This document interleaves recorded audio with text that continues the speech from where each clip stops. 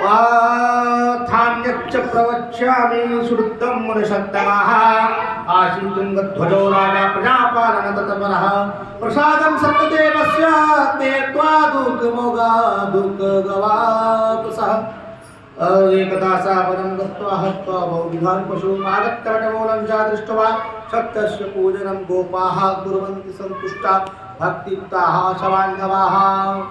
एक बार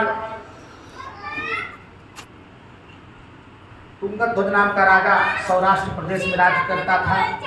ये राजा सभा में घोषणा कर दी कि सैनिकों कल हम चलेंगे और वन में शिकार करेंगे, इसलिए मंत्रियों सब तैयार रहना। और राजा प्रातःकाल वन की ओर यात्रा आरंभ कर दी। वन में प्रवेश किया, नाना प्रकार के पशु पक्षियों का वध किया, वध करके एक विशाल वटवृक्ष के नीचे बैठ गया और वहां पर भूख प्यास से व्याकुल बैठा हुआ देखा। तो देखा वहां पर कि बहुत से लोग भगवान का पूजा कर रहे हैं। गोपाहा कुर्वन्ति संतुष्टा, ग्वाल लोग बड़े भक्ति से भगवान का पूजा कर रहे हैं। और वहां पर राजा देखा, परंतु संशय में पड़ करके ना भगवान को नमस्कार किया। कह रहे ये लोग क्या पूजा कर रहे हैं, हम राजा धीराज है, हम बड़ा पूजा करते हैं। परंतु राजा के मन में ऐसा विषय मान करके भगवान को प्रणाम। और गोप लोग भी भगवान को प्रसाद दिया कि राजा है, कोई आदमी है अपना, कोई भावुक है, राजा है तो उसको भले ज्ञान हो ना ज्ञान हो, प्रसाद दिया, प्रसाद दिया। तो ततो गोपगणाः सर्वे प्रसादम में प्रसन्न भव, राजा के सामने प्रसाद दे दिया, राजा जी ग्रहण कर लेना, महाराज ग्रहण कर लेना। लेकिन राजा ने क्या किया, प्रसाद को छोड़ दिया, ग्रहण नहीं किया। तो क्या हुआ कि संताप्य पुनरागत्य भूत्वा सर्वे थे, सब लोग तो चले गए, लेकिन राजा का बड़ा ही दुख का बीड़ा, दुख का अंबार फूट गया, दुख का पहाड़ फूट गया। क्या क्या हो गया कि महल में गया, उसके जो 100 पुत्र थे सब मरे पड़े थे। राजा अपने पुत्रों को देखा तो मूर्छित होकर गिर पड़ा, एक नहीं 10 नहीं 100 पुत्र मरे पड़े हुए। ये भगवान का कोप। और उधर जो प्रसाद छोड़ा था वही प्रसाद एक प्रेत आकर के प्रसाद भगवान का ग्रहण कर लेता है, भूखा था। यद्यपि भीड़ के कारण राजा को वो प्रेत खाने वाला था, परंतु खा नहीं पाया क्योंकि भीड़ बहुत थी। और राजा को शायद ये दिन देखना था, भगवान की महिमा को देखना था, भगवान का कोप भी देखने का था, इसीलिए प्रेत नहीं खा पाया। और प्रेत वही प्रसाद आया क्योंकि हो सकता है उसका समय भी खत्म हो गया हो, उसका उद्धार का समय आया हो, और प्रेत वही प्रसाद ग्रहण कर दिया तो उसको एक विमान आया और विमान में बैठ करके वो स्वर्ग धाम चला गया, वैकुंठ धाम चला गया। परंतु राजा जब इतना बड़ा दुख देखा तो राजा को बहुत पीड़ा हुई, बड़ा दुख हुआ। राजा के सामने ब्राह्मण आए, ब्राह्मणों ने, आचार्यों ने जो है दुख का कारण पूछा।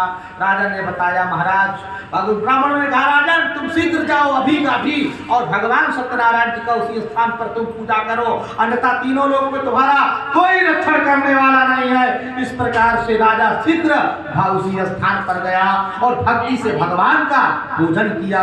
भगवान की जो है, क्योंकि भगवान क्या करते, देखो भगवान से बड़ा कोई नहीं है। रंकम करो कि राजानम और राजानम रंकमेव च धनिनम निर्धनम चैव निर्धनम धनिनम तथा। भगवान क्या करते हैं, राजा को रंग करते हैं। क्या करते हैं, राजा को रंग माने भिखारी। एक समय ऐसा आता है कि राजा जब अपने कर्म से गिर जाता है तो वही भिखारी बनता है, और वही भिखारी जब भगवान के शरण में आता है, भगवान की वंदना में जुटता है, भगवान की भक्ति में जुटता है, तो भगवान कहते हैं चल तुझे फिर से राजा बनाऊंगा, राजा तुझे मैं बनाऊंगा। तो भगवान ही बनाते हैं, परंतु कर्म करना तो मुझे है। जब हम नहीं करेंगे तो हम क्या बनेंगे, हम भी कुछ पशु बनेंगे। इसलिए निर्धन को भी भगवान धनी बनाते हैं और धनवान को भी भगवान निर्धन बना देते हैं। तो इसलिए राजा जब अपना इस प्रकार से अपने किए हुए पर पश्चाताप किया और भगवान के शरण में गया, भगवान ने उनके सब दुखों को मुक्त किया, उनके अपराध को तब अपराध विसारे। भगवान क्या करते हैं, दुखों को, जो अपराध को रहते हैं उसको योगक्षेम कर देता है। योगक्षेमम वहाम्यहम्। भगवान कहते जो मेरे अनन्नाथ शरणम नास्ति त्वमेव शरणम मम, जो मेरे साथ जो मेरे शरण में आता है उसके सब अपराध को दूर कर देते हैं, उसके सब अपराध को नष्ट कर देते हैं। इसीलिए भगवान के शरण में गया राजा कल्याण हो गया। और सिद्ध मनोरथ होत सदा, व्रत पूजन करता जो नर है। अति निर्धन हो धनवान महा, निर्भय निजात भयातुर है। निर्भय बन जात भयातुर है। युद्ध बंधन बंधन ही न बने, कर जात महादुख सागर है। यह कभी सत्य कथा कही में नीचे सुख संपत्ति का घर है। देखिए भगवान से बड़ा कोई सुख का घर नहीं हो सकता। इसलिए भगवान का जो है चिंतन, भगवान के जो है बंधन और भगवान के शरण गए बिना कल्याण नहीं होता। इस तरह से राजा का कल्याण हुआ कि राजा के 100 पुत्र कैसे जीवित हो गए। भगवान ने कृपा करी, कोई बढ़िया जानकार वैद्य आया और जड़ी लेकर के आया, सब सुझा दिया, सब पुत्र लोग जीवित हो गए। एक एक जड़ी ऐसा है महाराज कि एक जड़ी खा ले 1 महीना भूख नहीं लगेगा। क्या बात करते? हाँ बिल्कुल, एक एक जड़ी ऐसा है, ज्ञान नहीं है लोगों को। अब उस जड़ी का सब नाम भूल गया लोग। अब खाली जो है डाबर च्यवनप्राश मालूम है लोगों को। तुलसी है, रोगों को दूर करती है, लेकिन कौन खाता है, कौन पूजा करता है? रोज 5 पत्ता चबाइए, सब 3 2 से कप बात पित्त तीनों शांत रहेगा। लेकिन आप खाते हैं 5 पत्ता रोज? आप ये खाना चाहिए। चाय 5 बार पिएंगे, तुलसी 1 बार भी नहीं चबाएंगे। तो हम लोग क्यों भोग रहे हैं ना, इसीलिए पेट फूट पिए तो तुम्हारा हो रहा है। 3 बार चाय पिया सत्यनारायण भगवान की। इस प्रकार से राजा का कल्याण हो गया। और राजा यही राजा अगले जन्म में 6ठे मनवंतर का अधिपति हुआ। तो ये कथा कब की है? प्रथम मनवंतर की है। राजा कब बना 6ठे मनवंतर का अधिपति? कब राजा मनु बना? 6ठे मनवंतर का अधिपति बना। तो ये प्रथम मनवंतर का, यानी सृष्टि का प्रथम मनवंतर, प्रथम चतुर्युगी, प्रथम कलिकाल का ये कथा है। और राजा जो ये व्रत पूजा किया, तुंगध्वज ये 6ठे मनवंतर का अधिपति बना। क्योंकि भगवान के शरण में आने के बाद भगवान ने कहा तू मनवंतर का अधिपति बनेगा, मैं तुझे घोषणा करके बनाता हूँ। यही मनु हुआ। और इस प्रकार से अगले जन्म में कौन कौन हुए? ये जो राजा, ये ब्राह्मण जो था शतानंद, यही सुदामा हुआ। भगवान श्री कृष्ण की भक्ति करके परमानंद को प्राप्त हुआ।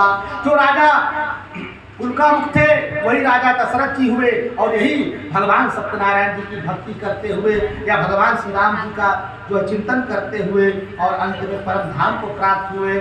रंगनाथ भगवान का पूजा करके वैकुंठ धाम को गए। और वो जो लकड़हारा था वो दुहराज हुआ। और भगवान श्री राम जी की सेवा करके, भगवान का चिंतन करके और परम धाम को प्राप्त हुआ। जो व्यापारी था वो अगले जन्म में मोरक ध्वज नाम का राजा था। वो अपने पुत्र को आरे से चीर करके भगवान श्री कृष्ण को दान दिया। सब भगवान श्री कृष्ण और अर्जुन एक बार बोले कि एक राजा है अपने भारत में, चलो उसके पास चलते हैं। क्यों? बहुत दानी है और जो बोलता है वो देता है। क्या बोलता है? जो बोलता है वो देता है। चलो परीक्षा ले। अर्जुन महाराज बोलने लगे काहे वो चक्कर में डाल रहे महाराज, जो देता है ठीक है, तो हम काहे को जाए, हमारे पास कौन कमी नहीं, परीक्षा देने जाना चलना है कि नहीं। अब भगवान बोले तो अर्जुन ना बोलो, नहीं चलो ठीक है चलो। अब गए तो बोले भगवान ने क्या किया? भगवान ने ब्राह्मण का भेष बनाया और अर्जुन को सिंह बना दिया। क्या बना दिया? अर्जुन को सिंह बना दिया। गए राजा के पास, भिक्षाम दो। राजा ने देखा भाई अपने महल की ओर कोई जो है भिक्षुकी ब्राह्मण आ रहा है और उसको देना है। राजा गया, हाँ महाराज क्या चाहिए आपको, बताइए क्या सेवा करें। अब ब्राह्मण कहने लगा देखो जो चाहिए सो चाहिए, परंतु देने के लिए सब बोलो तभी हम बोले। नहीं तो हम बोलेंगे तुम नहीं दोगे तो तुम्हारा संकल्प टूटेगा ना, तुम्हें नरक होगा ना। इसीलिए हम जब कहते हैं तो देना है तुम्हें तो दो, नहीं तो मत। राजा ने कहा बोले महाराज आपको जो बोले सो देंगे, ऐसा कुछ आप बोलिए कुछ। राजा ने कहा, फिर ब्राह्मण ने कहा राजन तो अपने बेटे का तुम जो है आरे से चीर करके पति पत्नी के साथ आरे से चीरो और अपने बेटे का मांस दो, हमारा सिंह भूखा, हमारा सिंह खाएगा। राजा ने सुना उसका हृदय फट गया, परंतु अब कहा देने के लिए तो देना पड़े। अब देने के साथ साथ एक और आफत मोल ली कि पत्नी, अब अगर सास में ऐसा कुछ सहारा मिलेगा, कुछ कर सकते थे, काट पीट के दे सकते थे, तो पत्नी तो और माँ अपने बेटे को कैसे चीर के दे सकती है भला? अब मैं पत्नी को कैसे समझाऊंगा, वो तो नहीं मानेगी, संकल्प अधूरा है। परंतु राजा ने कहा देखो देवी आज तुम्हें एक प्रण करना होगा। हाँ स्वामी बोलिए। बोले प्रण करना होगा, अगर प्रण के लिए तुम बोलती हो तभी मैं बोलूंगा।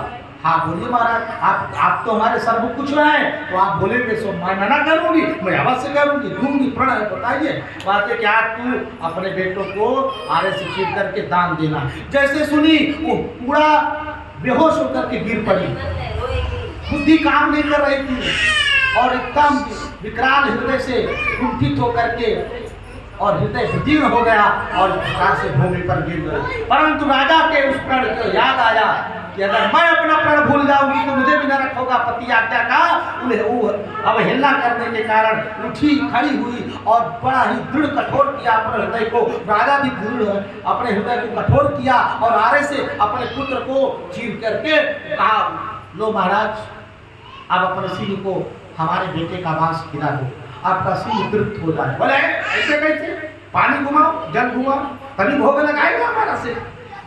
अब पानी कहा, जब हो बेटा हो तो पानी, अच्छा पानी लेके आओ। बोले कैसे, बोले पानी दूसरा बुलाओ, किसी को बुलाओ पानी लेके आओ। बोले महाराज कोई हम तो आरे पकड़े हैं तो खिलाना हम ही को है, तो हम कैसे बोले किसको? बोले बेटे को आप आवाज दो। बोले बेटा महाराज तो यहाँ पड़ा है, नहीं आवाज दो, बेटा पानी लाओ। जी पिताजी पानी लेके आता हूँ।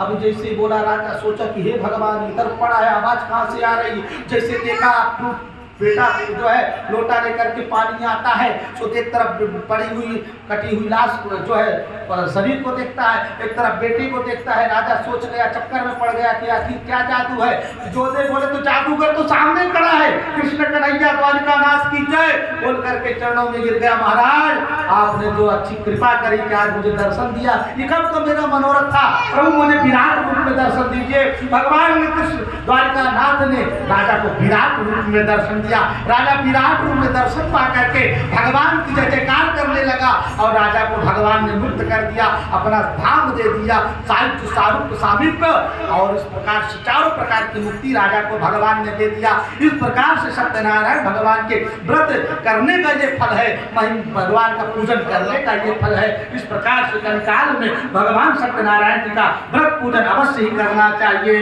बोले श्री प्रेम से सब लोग बोलिए, बोले श्री सत्यनारायण भगवान की। बाल गोपाल।